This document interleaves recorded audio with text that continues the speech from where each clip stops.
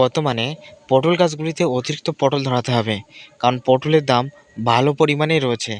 1 KG পটল আমাদের উত্তর চব্বিশ পরগনায় এখনও 20 টাকা দরে বিক্রি হচ্ছে, এবং নতুন পটল হলে তার দাম 25 থেকে 27 টাকা দরে বিক্রি হচ্ছে। তাই পটল চাষের ক্ষেত্রে সার দেওয়া খুবই গুরুত্বপূর্ণ।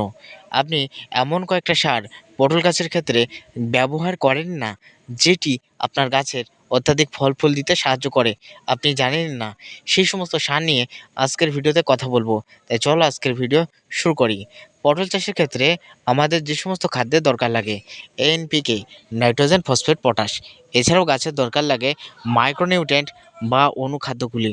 হ্যাঁ বন্ধু, মাইক্রোনিউট্রেন্ট বা অনুখাদ্যগুলি, যেগুলি পটল গাছের শেকড়ের পরিমাণকে বৃদ্ধি করে এবং সেই সঙ্গে সঙ্গে গাছের ফল ফুলের পরিমাণকেও বৃদ্ধি করতে সাহায্য করে। তাই আজই আমাদের গাছগুলির গোড়ায় রাসায়নিক সার এবং অন্যান্য খাদ্য দেওয়ার দরকার রয়েছে, যা আমাদের গাছের অতিরিক্ত ফল ফুল দিতে সাহায্য করবে। এছাড়াও আমাদের গাছের দরকার রয়েছে, বিশেষ করে পটলকে কালার করতে, পটলকে বড় করতে আমাদের সালফারের গুরুত্ব রয়েছে অপরিসীম। সালফার কিন্তু ব্যবহার করতেই হবে পটল চাষের ক্ষেত্রে, পটল এবং কাকুল চাষের ক্ষেত্রে। কারণ পটল এবং কাকুলের কালার যদি ভালো না থাকে, তাহলে তার বাজারের চাহিদাও একেবারে কম থাকে। বাজারে কিন্তু সেই পটল বা কাকুল বাজারে চলে না। তাই আপনাকে অবশ্যই সালফার সার, অথবা আপনি কিন্তু গুঁড়ো ফসফেটও ব্যবহার করতে পারেন, বা ট্রিপল সুপার ফসফেট, দানা ফসফেটকেও ব্যবহার করতে পারেন। এতে আপনার পটলের ফলন অত্যাধিক বাড়বে। তাই পটলের জমির ক্ষেত্রে যারা সুফলা ব্যবহার করেছেন, সুফলার সাথে গুঁড়ো ফসফেট ব্যবহার করবেন।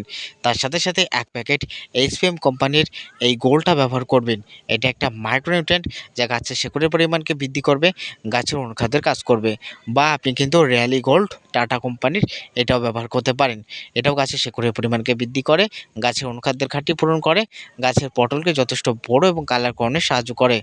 তাই আপনি যদি সুফলা ব্যবহার করেন, তার সাথে গুঁড়ো ফসফেট ব্যবহার করবেন। যদি 14-35 ব্যবহার করেন, তার সাথেও গুঁড়ো ফসফেট ব্যবহার করবেন। তবে অতিরিক্ত না, অল্প পরিমাণে কিন্তু ব্যবহার করতে হবে। যে কোনো সার দেবেন না কেন, তার সাথে সাথে সিঙ্গেল সুপার ফসফেট দেবেন। কারণ সিঙ্গেল সুপার ফসফেটের ভিতরে 16% রয়েছে সালফার, এবং সেই সঙ্গে সঙ্গে রয়েছে 16% ফসফরাস এবং 11% সালফার রয়েছে, যা গাছের সালফারের ঘাটতি পূরণ করবে, ফসফরাসের ঘাটতি পূরণ করে অতিরিক্ত ফল ফুল দেবে।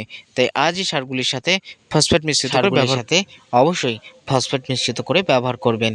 হ্যাঁ বন্ধু, অবশ্যই ব্যবহার করতে হবে। অবশ্যই একই ধরনের রাসায়নিক সার জমিতে বারে বারে প্রয়োগ করা যাবে না। যদি আপনি সুফলা দিয়ে থাকেন, এর পরবর্তীতে 14-35, তার পরবর্তীতে আবার 20-13, তার পরবর্তীতে আবার দেবেন 10-26, তার পরবর্তীতে ডিএপি, এইভাবে দেবেন। একবার দেবেন অ্যামোনিয়া ফসফেটযুক্ত সার ডিএপি, এবং 20-13 দুটোর ভিতরে অ্যামোনিয়া ফসফেট আছে। এই দুটো সারের ভিতরে যে কোনো একটা একবার ব্যবহার করবেন, আর একটা এনপিকে, ইউরিয়া ফসফেট পটাশযুক্ত সার, একবার ব্যবহার করবেন। এইভাবে ঘুরিয়ে ঘুরিয়ে দিন। আমি বলছি আপনার পটলের ফলন দ্বিগুণ বৃদ্ধি পাবে। আজকের ভিডিও এই পর্যন্ত।